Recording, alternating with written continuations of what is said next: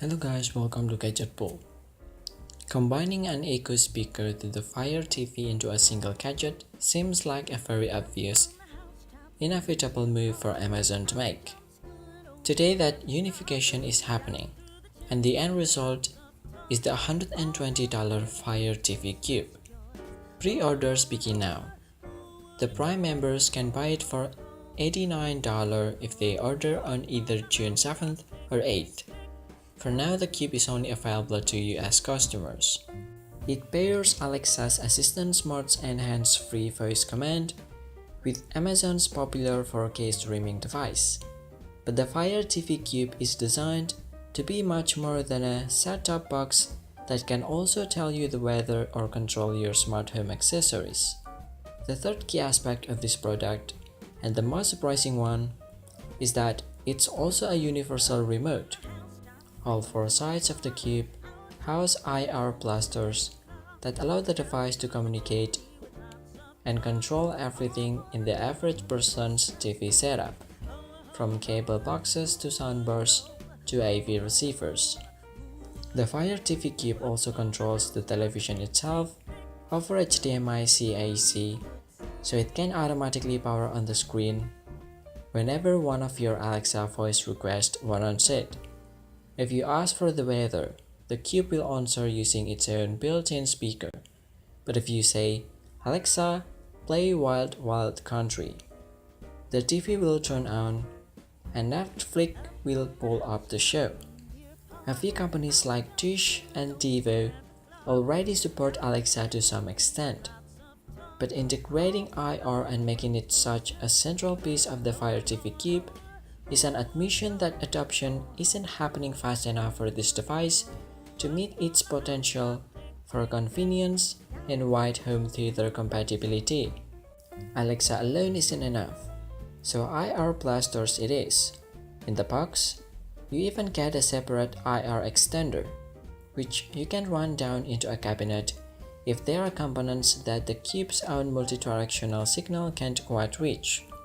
But don't expect home theater bliss on day one.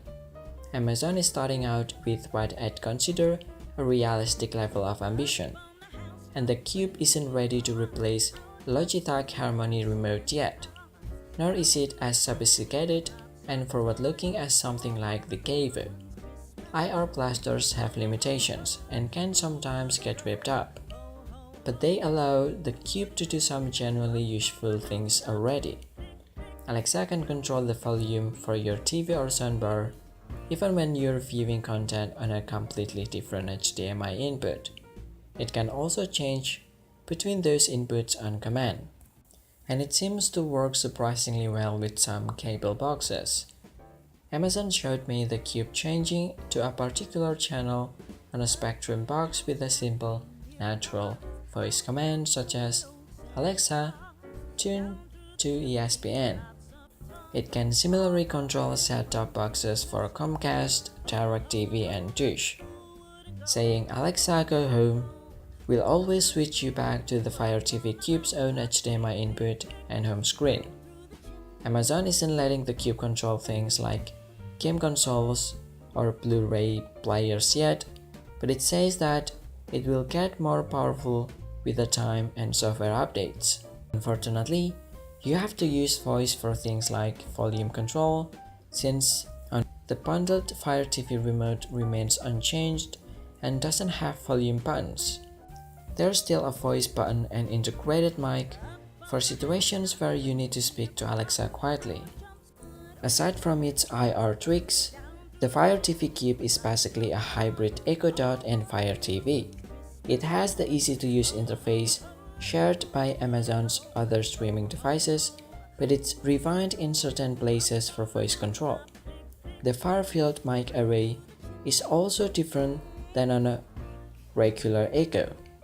Instead of being oriented in a 360-degree pattern, all 8 of the Cube's mics are linear and meant to pick up people in front of the device.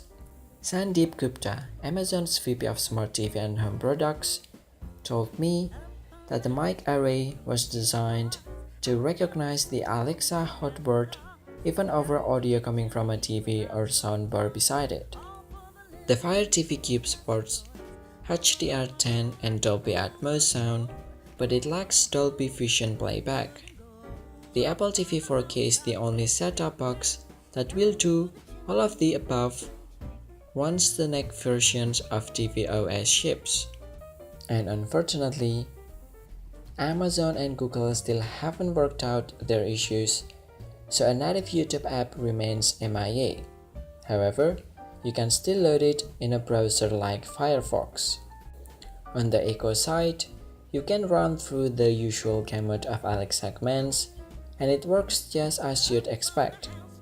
You can also integrate the Cube into routines, so something like Alexa Goodnight can power off your entire TV rig along with your lights and other Alexa compatible devices. The Fire TV Cube has a TV bias, so it won't hesitate to turn on your display whenever it thinks you'll get the best answer from Alexa there. If you ask for music, the Cube will know enough to play it out of your soundbar instead of its own tinky speaker. However, calls and messages through Alexa aren't supported, and you can't sync the Fire TV Cube with a Bluetooth speaker or add it to your Echo multi-room music setup. The Fire TV Cube sounds very promising, but everything hinges on how it performs outside the Amazon demos I saw, and those weren't without hiccups. I think it'll do fine at controlling your TV and streaming content or answering Alexa queries, and the $120 price is rather aggressive, but it's got the right hardware inside to do and become much more. But what do you guys think? Leave us your opinion in the comment section below. Give us a like if you enjoyed the video and also subscribe for more info and updates. Thank you for watching. See you guys next time.